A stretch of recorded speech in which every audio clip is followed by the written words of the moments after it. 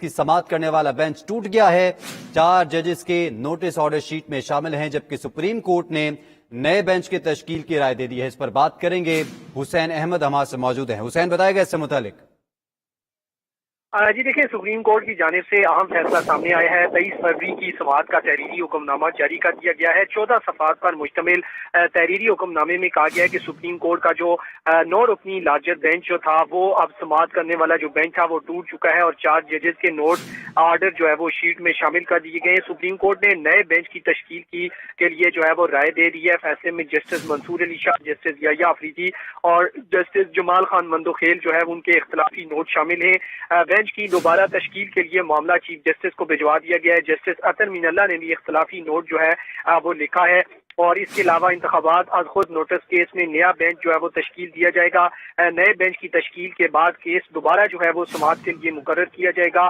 اہم پیش رفت ہوئی ہے، سپریم کورٹ نے انتخابات از خود نوٹس کیس جو کہ صوبائی اسمبلیوں سے متعلق تھے، پنجاب خیبر پختونخوا سے متعلق 23 فروری کی سماعت کا تحریری حکم نامہ جو ہے وہ جاری کر دیا ہے۔ فیصلے میں جسٹس منصور علی شاہ، جسٹس یحییٰ آفریدی، جسٹس جمال خان مندوخیل اور جسٹس اطہر مین اللہ نے 4 ججز کی جانب سے اختلافی نوٹ جو ہے وہ لکھے گئے تھے، اور بینچ کی دوبارہ تشکیل کے لیے معاملہ چیف جسٹس کو جو ہے وہ بھجوا دیا گیا ہے۔ اور عام پیش رفت جو ہے وہ یہ ہوئی ہے کہ سپریم کورٹ کی جانب سے جو 9 رکنی بینچ تھا وہ اب ٹوٹ چکا ہے، اور اب نئے بینچ کی تشکیل کے لیے رائے دے دی گئی ہے۔ انتخابات از خود نوٹس کیس میں نیا بینچ جو ہے وہ تشکیل دیا جائے گا، اور نئے بینچ کی تشکیل کے بعد کیس دوبارہ جو ہے سماعت کے لیے مقرر کیا جائے گا، اور اس کے بعد جو ہے وہ سماعت ہوگی۔ اس سے قبل 2 سماعتیں جو ہے وہ ہو چکی ہیں، ایک جمعرات کو ہوئی تھی اور ایک جمعے کو ہوئی تھی۔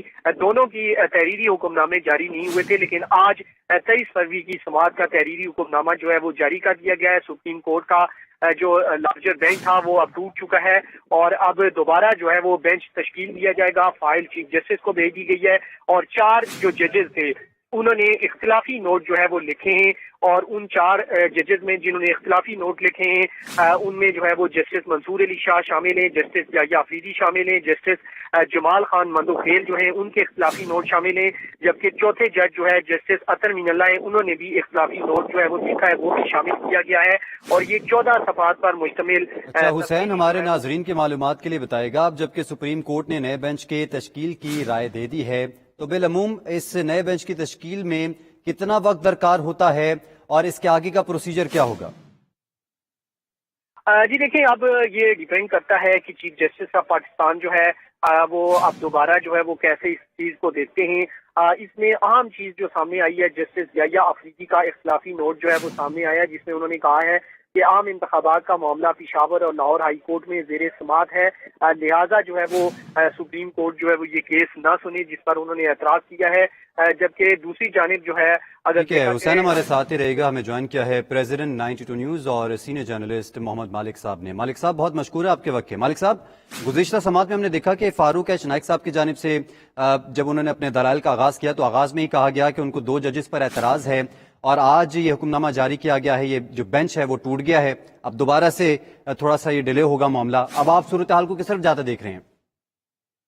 یہ کوئی اتنا ان ایکسپیکٹڈ نہیں تھا، بیکاز جتنا اس پہ کانٹروورسی بن گئی ہوئی تھی، اور آئی تھنک شاید لاسٹ ٹائم انڈیکیٹ کر دیا تھا کہ جسٹس صاحب نے خود بھی جب انہوں نے سوال کیا بینچ سے کہ آپ کے خیال میں کیا فل بینچ بننا چاہیے، تو میرا خیال ہے کہ شاید یہ اب فل بینچ کی طرف ہی جائیں گے، اور کیونکہ اگر صرف 2 ججز کو ہٹا کے یہ نیا بینچ بناتے ہیں تو وہ تھوڑا سا کمپلیکیٹڈ ہوگا، اس کے کچھ نیگیٹو امپلیکیشن بھی لیے جا سکتے ہیں، اور اصل تو چیز یہ ہے کہ معاملہ لٹک گیا ہے۔ یہ جو تاریخوں کا ایشو تھا، پنجاب کے الیکشن کا، کے پی کے الیکشن کا، یہ ایک کرائسس گہرا ہوتا جا رہا ہے، اور اب آپ کو نظر آیا ہے کہ کتنی بے بسی نظر آئی ہے کہ سپریم کورٹ سو موٹو ایکشن لے کے اپنا بینچ توڑنے پہ مجبور ہو جائے، تب آپ کو نظر آنا چاہیے کہ بہائنڈ دا سین بھی کتنے پریشر ہوں گے۔ تو یہ خالی اتنی سمپل بات نہیں ہے کہ 4 ججز سے بات ہوئی اور بینچ ٹوٹ گیا۔ سپریم کورٹ کا 9 ممبر بینچ ٹوٹنا بھی مذاق میں، اور خاص طور پہ سو موٹو کیس۔ تو آئی تھنک بہت زیادہ پل اینڈ پش فیکٹرز ہیں، اور بہت چیزیں ہمیں نظر آ رہی ہیں، نہیں آ رہی۔ یہ ایک بہت بڑی ڈیولپمنٹ ہے۔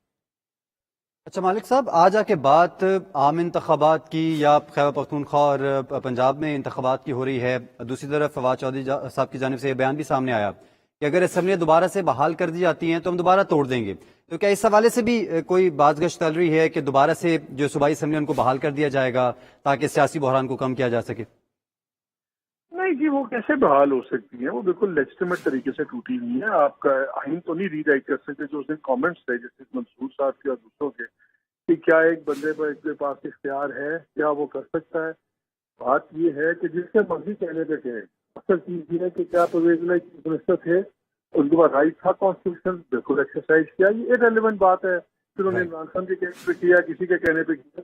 लेजिटिमेटली टूटी है। कोर्ट्स कैसे उनको रिस्टोर कर सकती है? आई थिंक ये सिर्फ एक बहस की नीडलेस छिड़ गई है। बिकॉज ये तो इससे बड़ा तो आइन के साथ मजाक फिर अदालत करेगी कि एक स्पीकर, दो स्पीकर अपने राइट इस्तेमाल करके वो असेंबली रिजॉल्व कर रहे हैं और जजेस कहते हैं नहीं है, किसी के कहने पे नहीं होनी चाहिए। तो और आई मीन absurd सी बात है। तो I don't think that's really an issue. यही सुप्रीम कोर्ट की आपका मेन क्राइसिस में, और इसी पे अब देखना है कि आगे बात कहाँ जाएगी।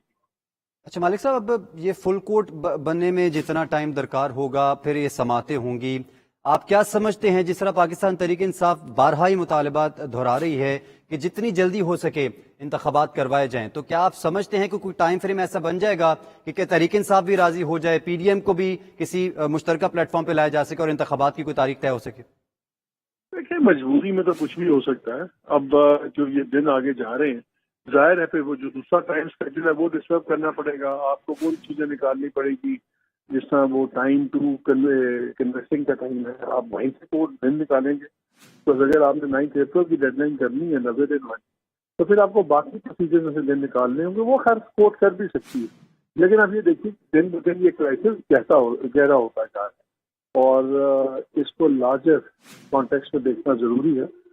बहुत सी बातें अनकही हैं अभी, इस वक्त उनको अनकही रहने दें, तो आई थिंक बेहतर है आपके लिए, मेरे लिए भी।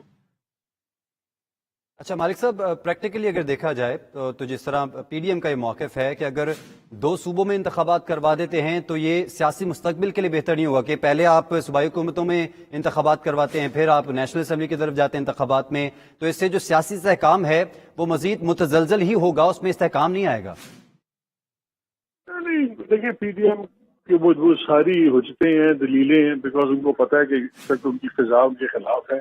महंगाई बहुत है, बेरोजगारी, महंगाई और बढ़ेगी। लोगों को इस बात की परवाह नहीं होती कि इस मोड़ पे किसने पहुंचाया। वो कहते हैं जिस टाइम पे हम गाड़ी पे जा रहे हैं इस गाड़ी कौन चला रहा है। तो ये सारी हुज्जतें हैं, वरना ये आइन बड़ा क्लियर है कि ये दोनों इलेक्शन का आपस में कोई ताल्लुक नहीं। ये इंडिपेंडेंट इलेक्शन है, खाली अमेंडमेंट के बाद शेड्यूल इंडिपेंडेंट है।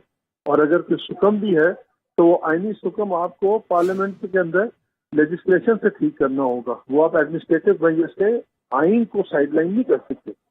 जो आइनी लिमिटेशन, जो ऑब्लिगेशन है, वो आप एग्जेक्टिव ऑर्डर नहीं कर सकते।